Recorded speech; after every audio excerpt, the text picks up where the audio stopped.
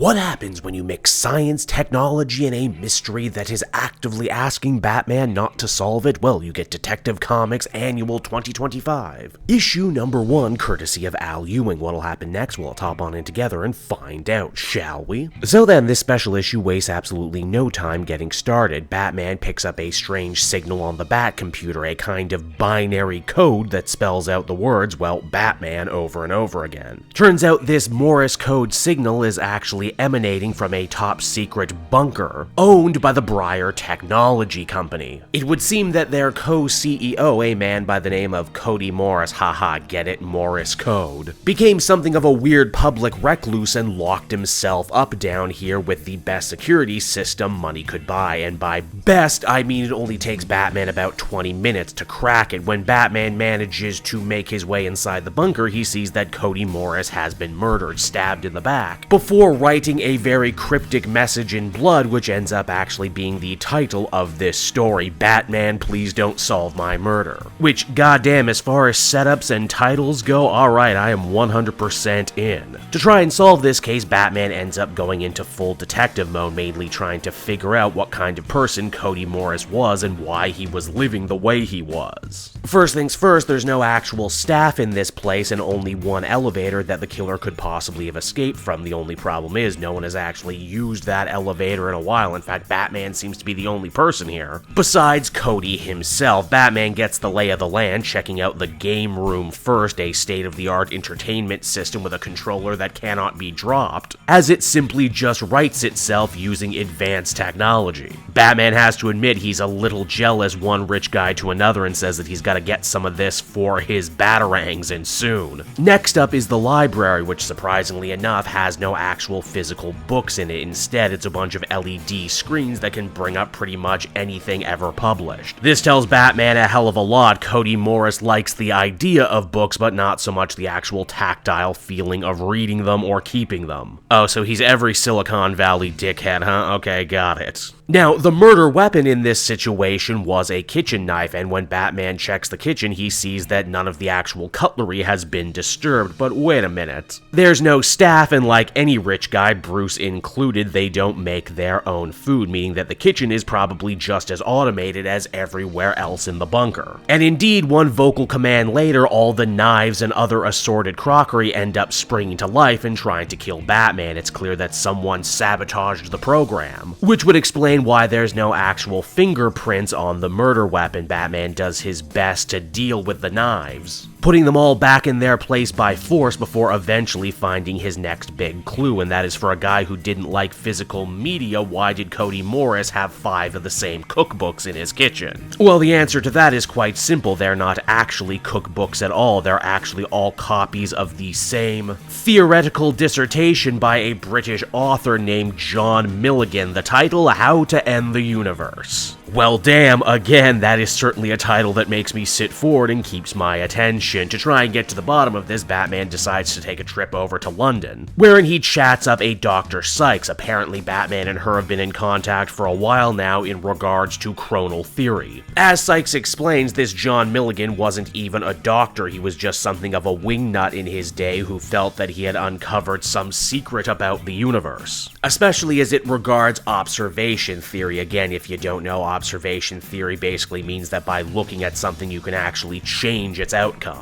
Milligan had written an entire formula that he believed, when properly solved, would end up ending the entire universe. The only problem is he could never solve the mathematical equation himself. Computers weren't nearly as strong back in his day, so instead he wrote his findings down in a book and had it published via a book company that owed him a favor. As far as Sykes knew, only 6 copies of the book existed. Well, 6 plus 1, the 7th publisher's copy. Batman vows to find this publisher and the 7th copy that might very well hold the secret clues in regard to Morris's death. The only problem is that on his way there, the Dark Knight ends up being waylaid by a British supercriminal calling himself Mr. Mystic. Apparently, he has taken over an entire small British town. And wouldn't you know it, the nearest British superhero, the Templar, ended up getting his train stuck in Peterborough, meaning that this is going to be a job for Batman and Batman alone. Now, as the name might suggest, Mr. Mystic is a magical villain who is somehow somehow been able to summon angelic apparitions. But of course, I'm not talking about the whole white robes and wings versions of angels that we think about. No, this is the Old Testament, otherworldly alien versions of angels as imagined by Aleister Crowley, a famous real-world British mystic who actually served in the court of Elizabeth I.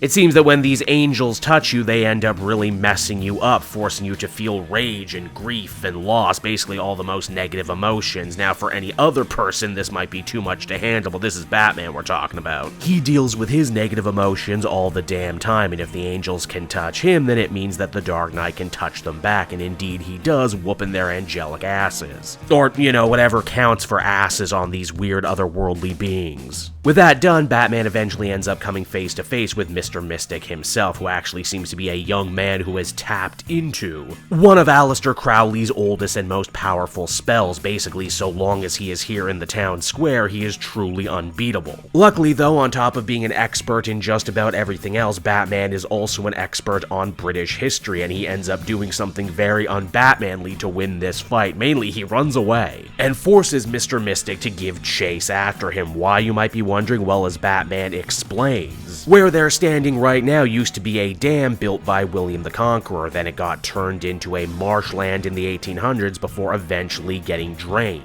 Which of course means that the official town line ended about 100 yards back. Yep, that's right, Mr. Mystic in all of his vim and vigor just stepped outside the bounds of his powerful spell, rendering him completely weak and completely punchable. Who knows, maybe next time he'll read the fine print and stop being such a damn London tourist when it comes to visiting the country. Now, with that problem officially dealt with, Batman is able to make his way to Milligans Old Home, which in the years since his death has actually become a bookstore run by his granddaughter. It's in the basement. Batman ends up finding a publishing copy of How to End the Universe. The granddaughter kept all of her grandfather's manuscripts, saying that it was sentimental. Batman agrees. He keeps lots of sentimental things in his basement too. Better yet, this is a complete version of the book too, with 4 pages that were ripped out of all the other copies by Morris, no doubt trying to stop them from falling into the wrong hands. And wouldn't you know it, no sooner that Batman actually ends up getting his hand on this manuscript does he end up getting another binary message, this time calling him back to the university, where a group of armed and highly paid mercenaries have taken Dr. Sykes hostage. Their demands very simple: her life for the book, and because Batman isn't going to lose either, he decides to turn the book into body armor, knowing full well that the mercs won't shoot at him, lest lose their payday. But okay, then you're probably wondering, who actually is the mastermind behind all of these events? Who killed Cody Morris? Well, it was his business partner, Mr. Breyer, the other man for which Breyer Technologies was named. Now, unlike Cody Morris, who was himself a genius, Breyer, on the other hand, was one of those disruptor investment douchebags. He never actually cared about science or scientific advancement, only profit, and learned just enough to get by, like how to rig Cody's kitchen to kill him after he refused to turn over his copy of Milligan's mathematical theorem to Breyer to solve. Why would he want to do that? Well, as he says, he's a disruptor, and that there's nothing more disruptive than changing the very nature of the universe. Oh geez, I wonder who this villain is inspired by. I think his name rhymes with Schmeelon Schmusk. Now, Breyer has a dead man switch, meaning that if Batman tries to take him down, Sykes will end up being killed, meaning that he has no option but to turn over the missing page from the book so that Breyer can do his calculations. Well, he lets his phone do the calculations, and also I said page, not pages. Because much like in his fight with Mr. Mystic, Batman was banking on the idea that this guy jumped on in half-cocked and didn't know the full story. Breyer only ends up decoding an incomplete version of Milligan's mathematical theorem, and in doing so traps himself in a chronal bubble. The day is saved, and now as the comic comes to an end, Batman has himself another fun riddle to solve. How the hell do we get Breyer out of there? And in learning the answer to that question, won't he end up be observing things that he probably shouldn't? Maybe Cody Morris had the right idea. Maybe Batman shouldn't have solved his murder, and maybe some mysteries are left unsolved. And so that was Detective Comics Annual 2025 issue number 1, everybody, and you gotta hand it to Al Ewing. He sure doesn't end up half-assing any story, even if they are just short little annuals. I appreciate this story really doubling down on Batman Batman as a detective, finding clues, solving mysteries, even if at the end of the day the final resolution to this mystery kinda fell into his lap. We also get treated to a more international, globe-hopping Batman too, which we haven't seen in a hot minute, and which I always appreciate. There's also a subtle little runner throughout this story too, that this is basically Batman's first time back in England since the death of Alfred, and he keeps thinking about him, his cucumber sandwiches, his gravestone, etc., etc. I wouldn't necessarily call this a life-changing story, but it's definitely one I'm going to remember. It's just such a unique mix of so many different ideas, so many unique feels and moods. Overall, I think I'd feel comfortable giving this one a 7 out of 10. There's also another story after this one too that's a little bit more fun and fancy-free, but this video is getting long already. Overall, I would give this one a 7 out of 10. Definitely going to be not everyone's cup of tea, but if you're in the mood for this one, I think it's going to hit real good.